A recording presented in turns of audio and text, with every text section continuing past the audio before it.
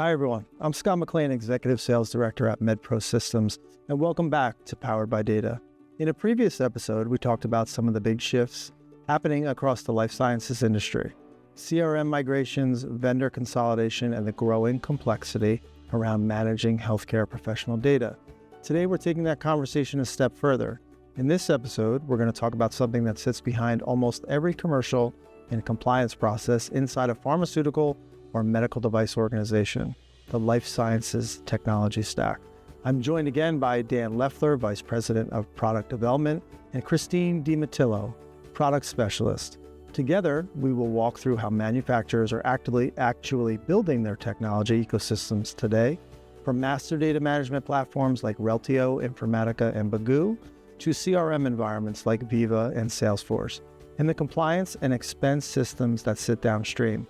We'll also explore how trusted healthcare professional data moves across those systems and why integrations between platforms are becoming more important than ever. Whether you're responsible for commercial operations, compliance, data governance, or IT, the goal of this conversation is to give you a clearer picture of how leading life sciences companies are connecting their systems and building technology stacks that are scalable, compliant, and driven by trusted data. Thank you for joining us, and we hope you enjoy the episode.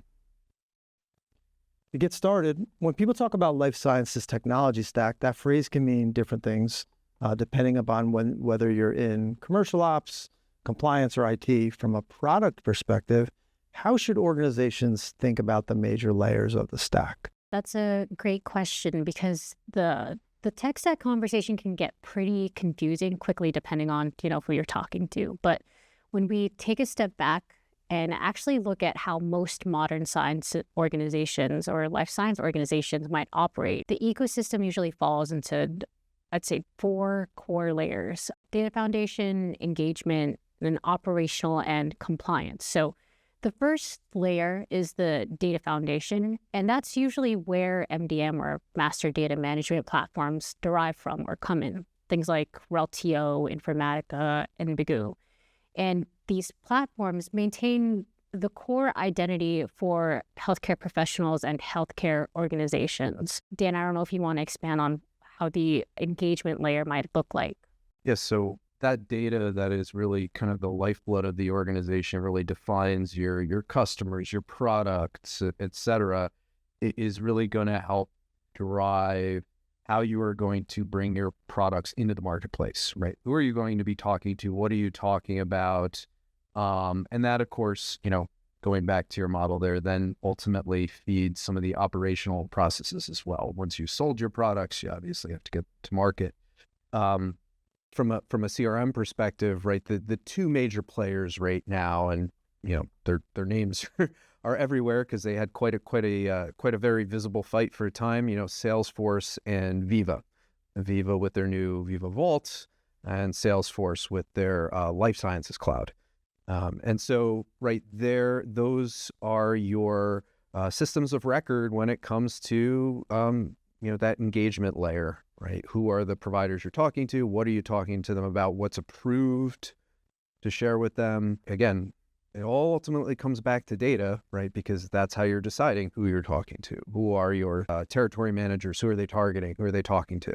Yeah, it's a good point. And I think over the past several years, right, as we start to see emerging biotechs and rare disease companies come to market, there's a little bit of a pivot there in the engagement layer, right? Not necessarily out of the gate tying everything back to a pure, what we think of as a legacy master data management strategy, at least out of the gate, and operationalizing field forces to have access to data in the CRM layer to develop what I'll call a more fluid, organic engagement layer. And I know both of you have been heavily involved in some of our direct ID products as they fit into those field forces. So anything to expand on there? I know we did talk about this quite a bit in a previous episode. It's interesting. I mean, it's just practical business, right? It is very costly to stand up a master data management platform, but it doesn't generate revenue.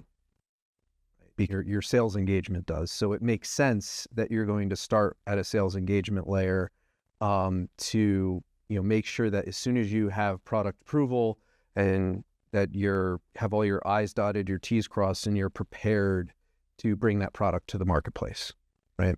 But I think the other piece of it, and we didn't quite get to it yet, right? But that last layer, that compliance layer, your risk profile as a new biotech company coming into the market, right? You do not want to start off on the wrong foot when it comes to capturing data about the interactions that you're having, right? It would be a death knell to your organization if you potentially weren't keeping control of those interactions. And so, yeah, what we're seeing is, while for enterprise organizations and big picture, AI and all these incredible technologies are really at the forefront, you are starting small. You need to focus on what is going to drive your ability to grow your business, right? And that means that you want to focus on your CRM strategy, focus on getting your territory managers equipped to engage and sell your product. And most importantly, as they're doing that engagement, you better make sure you know who you're actually talking to, because you're going to be obligated to report that information. You're subject to audit and things along those lines. Yeah, anything to add to that, Christine? I know the compliance layer was kind of that fourth foundational layer. Obviously, going to tie into systems of record at the data capture perspective. So expand I those. actually want to take it a step back. So you had mentioned about direct ID, and I think direct ID falls more into like the operational layer, if anything. If anything, it helps add or plays a part in that validation aspect. Because to Dan's point, when thinking about CRM, you have to think about ensuring that you have not only great data, but the cleanliness of the data as well. And with direct ID, that's where we come with pulling directly from the authoritative source. So that's with, real-time validation or those automated batches, just to ensure the continuity and the freshness of that data as well, which then I love how everything is stacked, so that way it all bleeds into each other, especially from the compliance portion as well. Yeah, and that's great. You brought up one of the speaking about CRM, one of the biggest misconceptions is that is the center of everything, right? And it's often not. That's where the commercial teams spend most of their time organizing. Sometimes assume CRM is that master source of provider data, but CRM really functions best as a system of engagement, not a system of record. Right, I agree. And another misconception is that, thinking that once the systems actually are integrated, that the problem is solved. But really, the integration alone doesn't guarantee that the system is operating with the same version of that HCP data. Yeah, I mean, it's most of your CRM systems, your Salesforce and your Viva, right? Your reps are operating in a territory, and most of these have this offline mode, right, where you basically have visibility to your territory and you can't necessarily see outside of that territory without taking very, very discrete steps to be able to do that. The consequence of that is, if you don't have the right thought processes and systems and training really anchored in a compliance lens, right? Really anchored in a compliance lens for how you're operating your business, right? You run the risk of, people creating duplicate records, people, not having accurate, let's say, specialty data or something like that, interacting with people that maybe they shouldn't because they don't know any better, right? You have all kinds of different transparency rules and spend restrictions across different states that are, not always at the forefront of somebody's mind. If you're a sales rep in, I don't know, in West Virginia, are you thinking that, are you thinking about the Vermont gift bans and things like that? Well, it could actually overlap with some of the practitioners in your territory. And so you really just need to think about, again, we're talking about this tech stack, right? Like, that compliance ethos really needs to be everywhere. Everywhere where there's touch points of getting data, you have to think about, am I equipping the people in my organization with the ability to make conscientious decisions be good decisions? Is this practitioner, do they have an eligible license, right? Am I talking to a nurse? Am I talking to a medical doctor? Am I talking to somebody that could be licensed where there's some sort of gift ban and, I got to be careful about what I'm getting for dinner or whatever the case may be, right? It's very complicated. And I think it's often thought of as this very simple problem, but to your point, Christine, if you just look at it from a technology perspective and don't really focus on the cleanliness, the accuracy, the recency of data, you very quickly could find yourself in a situation where you cannot recreate the interaction that actually happened. You don't know who that John Smith was. Right. And I think another issue that I've kind of seen or I've heard from some of the customers that I've spoken to at conferences, they've mentioned about how everyone's trying to utilize the best system to help with organizing their data. But the issue that they come to is that all that information is siloed. And then that starts to create that redundancy and those duplicates that you talk about. And then also, not only are you siloing the data, you're also siloing the different departments because no one really knows what that source of truth is. So what would you say would be a recommendation to those who are struggling with that issue? It is interesting because the number of times I've seen organizations struggle with that, and then we talk to them about their data sources and things like that. And yes, they may be managing many sources of data coming into the system, but when it comes to the identity of, let's say, their customers, so let's just focus on healthcare practitioners, for example, primarily they actually only have one source of data, right? And they're trying to match all of that data together with things like NPI number and names. Seem like great things, right? But we know, and I don't know that everybody knows, but it's certainly one of the worst kept secrets in the industry. The NPI data set is a self-reported data set, right? It is not a great golden record, if you will, if we want to use that term. It's a little antiquated nowadays, but right. So, just matching on NPI, not having a focus on, what we would call like a multi-data strategy, so that you have enough different points of reference to both have confident profiles of data, but also to be able to spot mismatched, overmerged, even undermerged elements of your data set, right? Because you can very quickly create a very challenging scenario for your field if you start pushing out data where things get mixed together, or you have duplicates of different records. And when you start to really invest in these systems like a master data management system, their strength is to help you make sense of that. So use the rocket ship that you're building, get multiple sources of data, ingest the data, field intelligence, right? Because they're directly interacting with human beings, walking into offices. They know a lot about what's going on. Give them the tools to give you that feedback and combine it with different data sources. You probably already have claims, script data. You hopefully have a master data backbone, right? Like a MedPro, and pair that up. Try to go out and find more data sources, right? With artificial intelligence and all these other technologies, you now have the horsepower at your fingertips to make sense of that.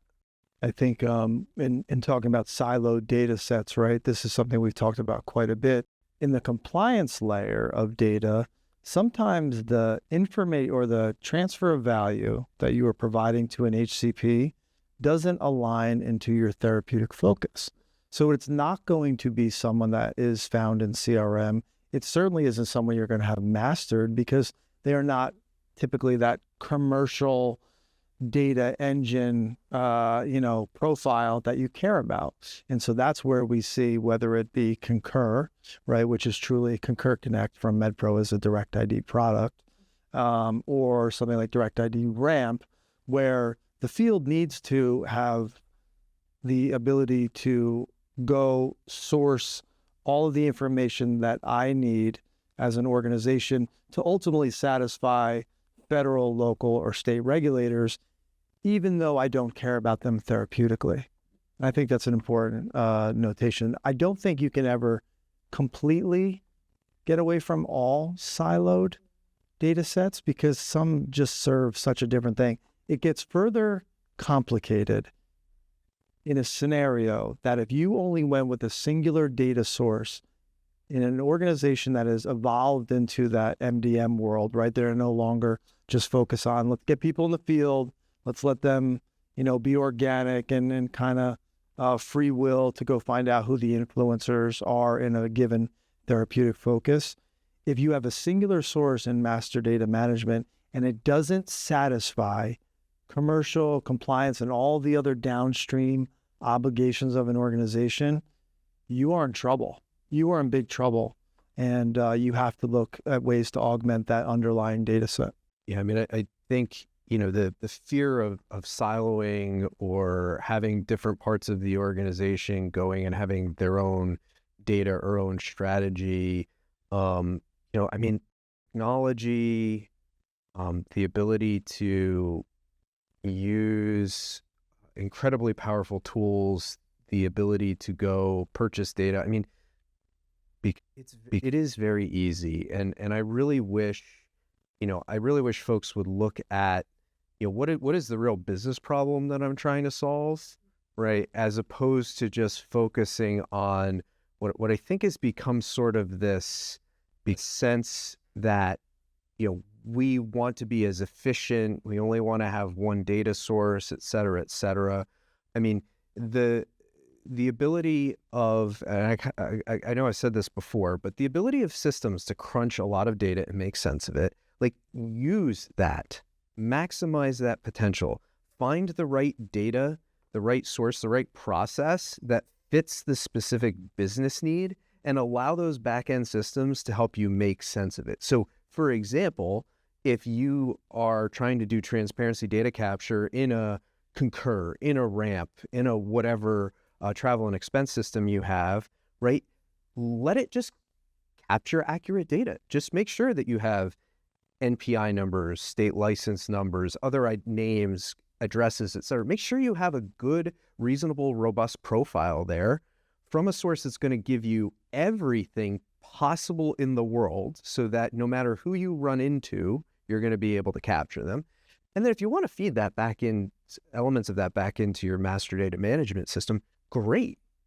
But you need to master every profile. Let your master data management speak for itself. Let it master the people you really want to have a strong business relationship with, not the people you bought a donut for. Right, and it's such a good point. You bring it up, and we've had this conversation 100 times in our respective careers with customers that they ultimately want to maintain in something like a Concur and MDM feed, and then we present the argument of transparency doesn't care about your therapeutic focus, and then have to bring them to the realization that once you pull the data from MedPro, you own it, reverse master those that matter, add them to get your MDM ID and go through that whole thing. You're getting good, rich, clean, refreshed data at that point in time, and then use that to ongoing, get data refresh on it as applicable. I think that was a very difficult argument to have with MDM-centric companies, and sometimes still is. Yeah, and look, the principle around it, it sounds very sound, but there are a whole lot of things in the world that sound very reasonable on principle, but don't always work out when in real life, right? I give an example. This is from the data world. Going back a number of years, right? Everybody saw IBM do this really incredibly flashy thing on Jeopardy with their Watson, or creamed everybody. And did just this masterful job, and it was so amazing, right? And they quickly, not long thereafter, capitalized on some of that momentum by doing work with, I believe it was Sloan Kettering, but it was one of the cancer institutes. And the idea was around trying to create a way to help support doctors with making clinical decisions around how to treat cancer patients, right? The idea being these systems could crunch way more data and handle a lot more clinical research and advice. Well, it was an absolute failure. $4 billion write-off, if my memory serves me correctly. It was a huge write-off. And what they learned in that process, right? AI hadn't quite hit what it is now, where it's a relatively efficient, well-worn machine, right? In order to feed Watson, they had to use a lot of training sets of data and a fairly narrow lens of information, rather than having multiple sources, tons of different journals and perspectives, and taking feedback from doctors and things like that, right? The net result, and I'm obviously glazing over the details, but really the learning there was that the more data you have, the more capable new technology is at giving you accurate answers and helping you drive quality decisions. You can't survive in today's world with the technology we have available by just relying on a single source of data. You have to be able to handle the disparate channels, and you have to embrace it. One thing I'd like to add, back in the day, I say back in the day, like yeah, anyway. On this side of the table, I think we can say that. I don't know if you're allowed to say that. But I was really into analytics, predictive analytics and all that before AI was coming into play. And there was discussions of like big data and all. But at one point, it wasn't just about how much data or big data, but it was also deep data. So it's the depth of how far it goes. So it's not just about, and I think it kind of does come into play with the tech stack. It's not just about how much data we have, so all of those different data sources, but also about how accurate and how much that data covers as well, too. Yeah. Oh.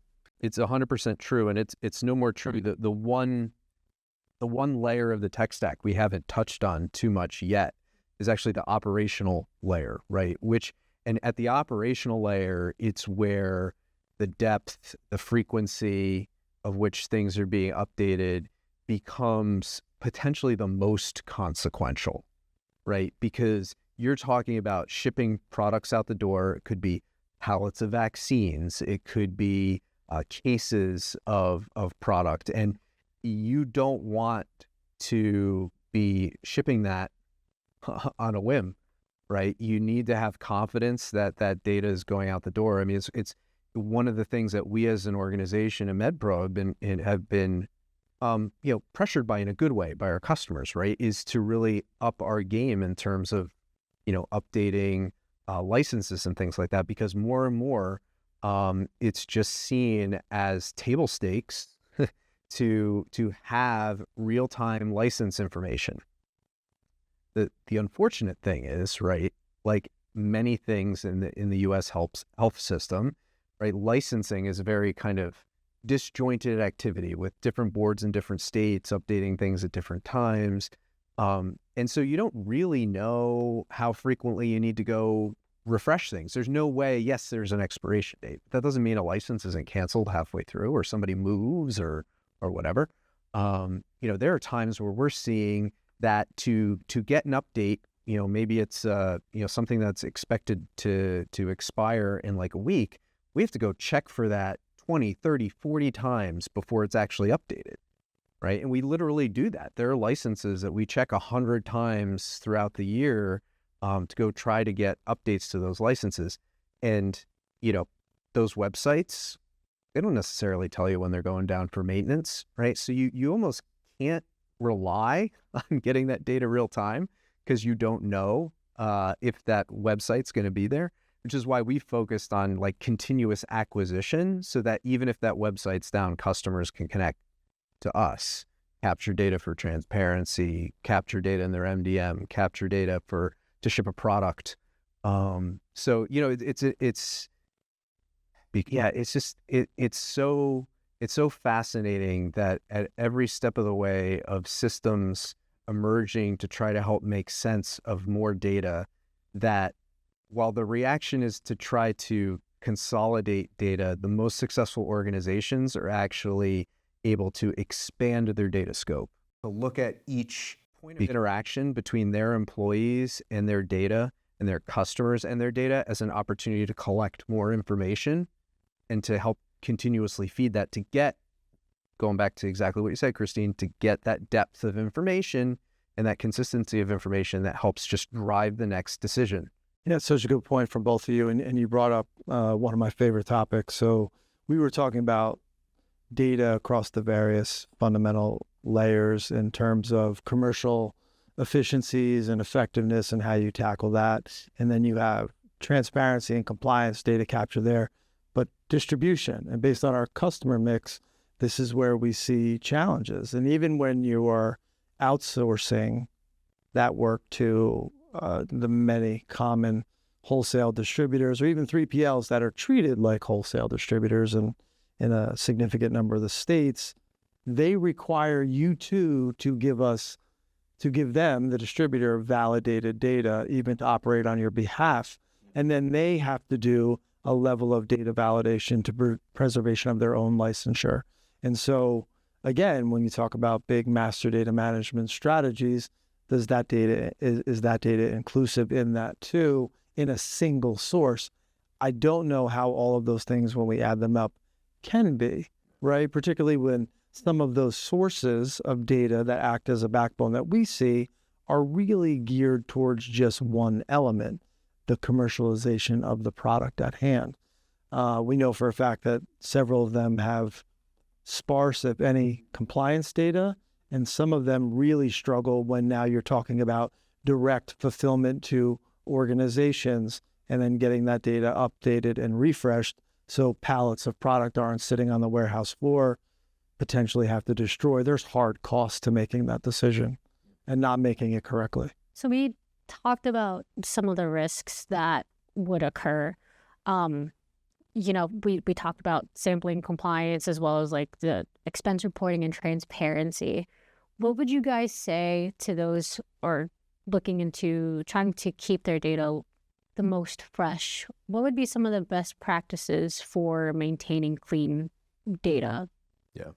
Like one of them, for example, is like the search before create functionality that we have with Direct ID. Yeah. I mean, I would certainly say anywhere where you are potentially capturing new data coming into the system, give your employees access, real-time access to a data source, right? You don't have to, master the world, right, to be able to run your business. You need to master your customers, your products, those things, right? That is your business. Let a MedPro or, heaven forbid, another data vendor.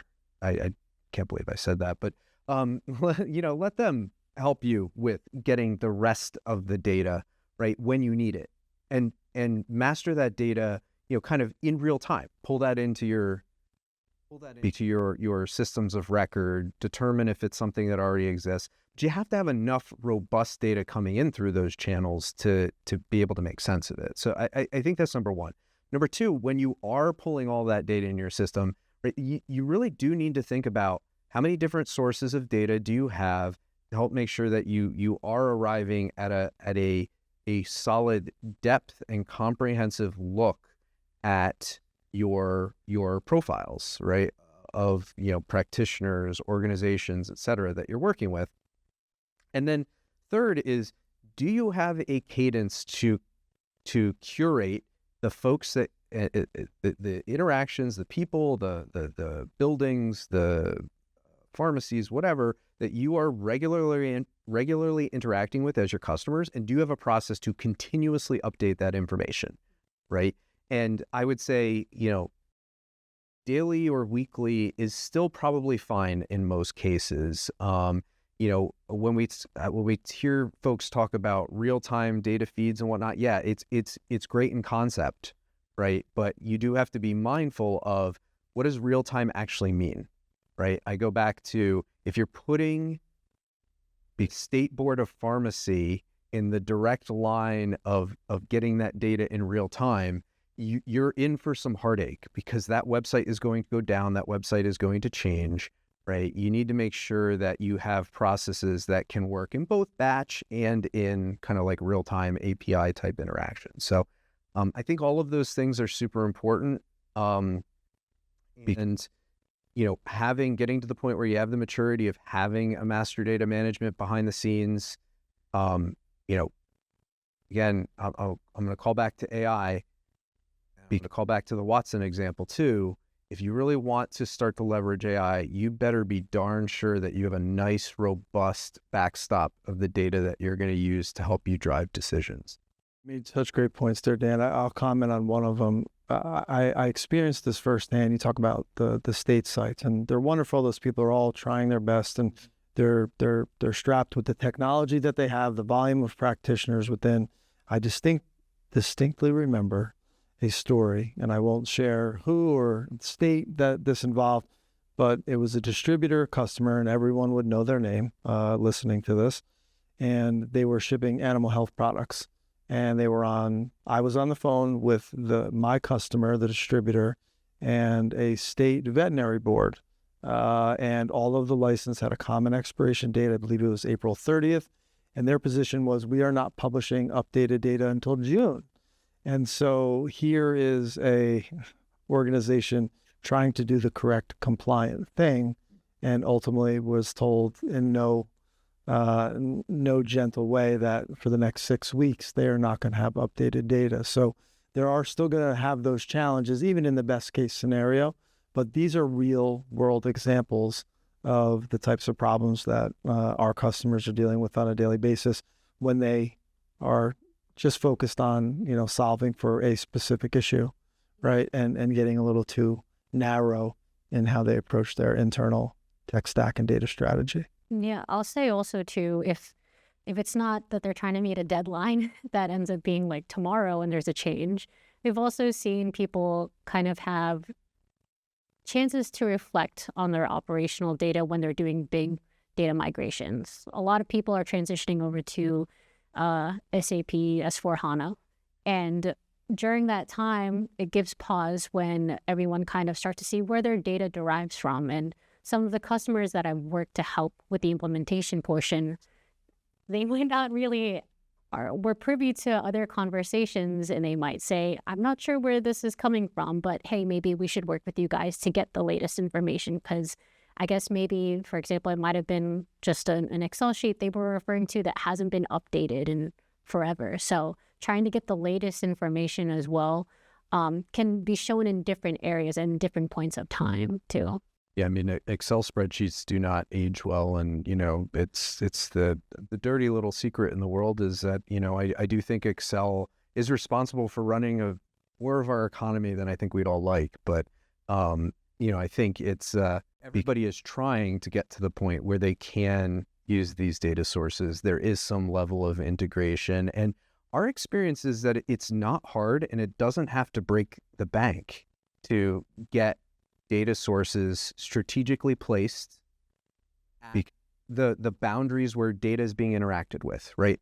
In travel and expense, in your CRM, even in your MDM, right? You do not have to necessarily invest, unless you're a really large manufacturer, I suppose. You don't really have to invest millions of dollars to be able to accurately capture the data, to be able to make sense of it, right? There are incredible capabilities coming out where you can help make sense or build things in-house now easier to help make sense of all of this data. So you really, when you look at your tech stack, right, let's just kind of go back to where we started here, right? We touched on compliance last, right? But we all know it is a regulated industry. Start with compliance first, right? Start with compliance first and throw everything through a lens of compliance, right? Is this data going to be subject to some type of auditing? Of course it is, right? Is this data going to be ultimately reported potentially for like open payments or other transparency rules?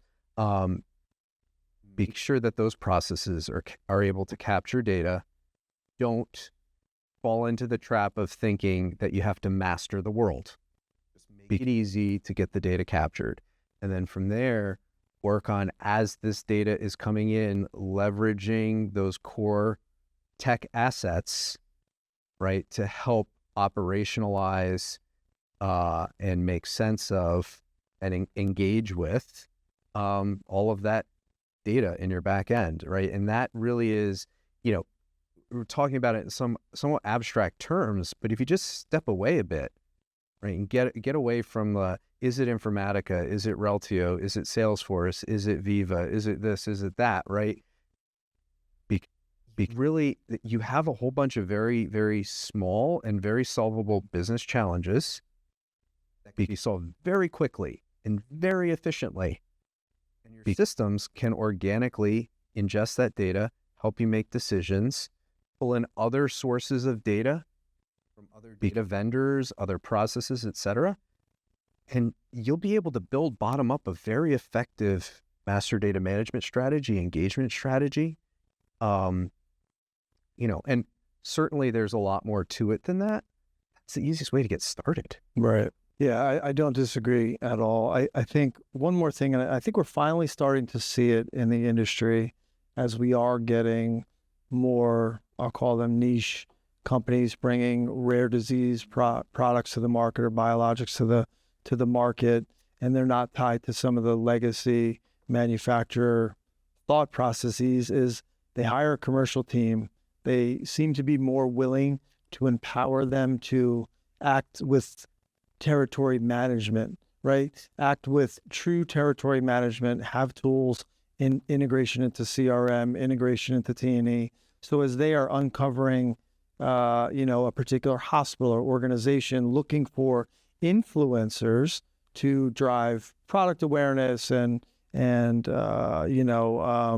usability and getting some traction with these newer products, they're giving them the tools to operate effectively in the field by having access to good, clean data to say, am I talking to the right person? Are they in violation of any compliance thresholds, which still can be controlled within the search before create type functionality that we offer. And so we're seeing more of that, which is a beautiful thing. And it allows territory managers to truly become that. And again, to your point, instead of mastering the world, let's take what the field has gathered, which is precisely what we're empowering them to go do, and let's master what is important to us from a commercial and compliance layer, right?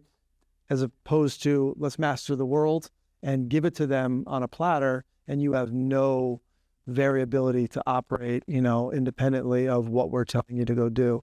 I think that model has shifted considerably to where it was a decade ago. Yeah, and I would consider, and we've worked at MedPro for now almost 13 years and such, and I've worked with, hundreds of manufacturers and things, and I've seen all sorts of things. But one of the things that I always reflect on is, there's the old adage that, this you can't really train the sales rep to do different things and all this kind of stuff, right?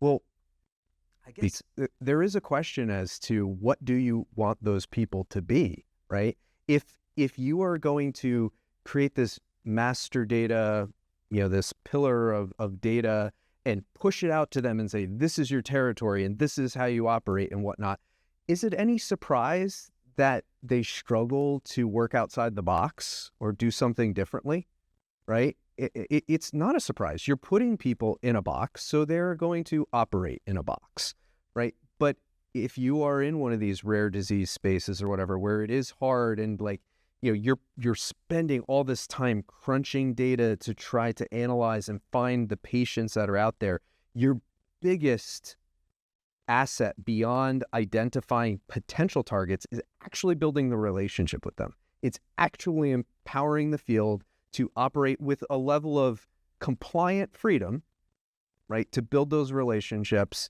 and to bring your product to market to be successful. I mean, it's not a surprise. It's funny when people are surprised about how people behave when you basically put them in a situation where they don't have opportunities to behave differently. Yeah, it's a great way that you just expressed that. And you talk about areas for instant ROI, right? As opposed, and I don't get offended by your comment about salespeople, even though I've spent my entire life in revenue generating roles. But you're 100% correct, right? Go do X, and they're going to go do X in most cases. There's going to be the rare exception, but give them the compliant freedom. I love how you said that. The compliant freedom to go operate with the controls in place so that they are not in violation of a policy or optics or talking to someone who the company doesn't want to do business with. So I think that's a really good point that you raised there. We also talk about ROI that you mentioned, Scott. So as a newbie in the field, how would you say the ROI is measured on the success of an integration or a success of an implementation of an MDM? Like, what should you anticipate knowing, like, hey, this is working out well?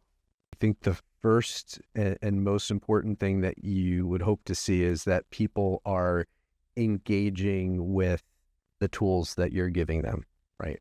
Are they taking the opportunity to search for a new provider, right? That means that they're actually engaging with new providers. It means that they're actually learning and using the tools. So engagement, like anything, right? Whether it's, it's a social media or whatever, right, is always an important gauge of success in that regard. I would also say it is, frequency of changes around the data that you are driving and you're collecting, right? Because if you're grabbing multiple different data sources, you're hopefully going to be able to detect changes sometimes before the field will see them, not always, right? But you want to see that your data churn is very positive. You're not just loading the same things over and over and over again.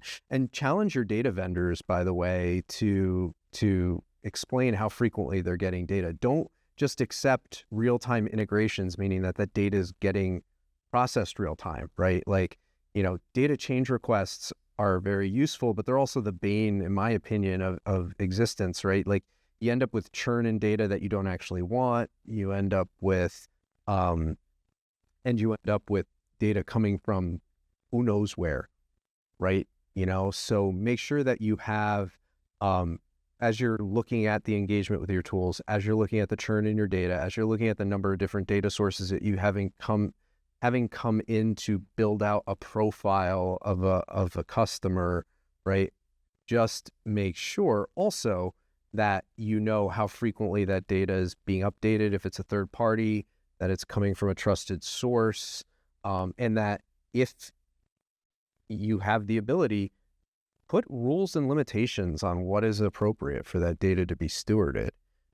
Don't just accept what vendors are giving you, because, right, it may not be coming or being stewarded or being updated or being received from sources that you would trust as an organization. Yeah, that's a great point. And ROI can be measured in a couple of ways, right? From an MDM out, right, is all of my downstream consumers being positively impacted by my data strategy, right? Am I delivering the right information to all downstream consumers they can do their job most effectively? That's one layer. From a compliance perspective, are we doing things in a more compliant way than what we were as a result of implementing this process, whether that's MDM or that's integration in a downstream system that allows better data capture there? The ones that always come to mind for me is compliance, not revenue generating. It is certainly revenue protective, right? And then distribution layer. So if product is sitting on the warehouse floor, obviously you are potentially doing reputational damage because someone is expecting that product, placed an order, it needs to go to A to B, and my data or my existing master data management process or my siloed process is not effectively getting me the data to move it from A to B. So I think there's a lot of ways to measure ROI, and they're everywhere. I think it just depends upon what lens you're looking at that particular moment in time. But the beauty of that is, to Dan's point, you can push your existing data vendors, or you can go and say, hey, this is the data that I'm dealing with. How would you deal with it in a different way? And get measurable results before you commit, before you make massive changes, right? None of this needs to be a leap of faith to solve, and you can find ways to slice and dice the ROI based on the lens you want to look at it from.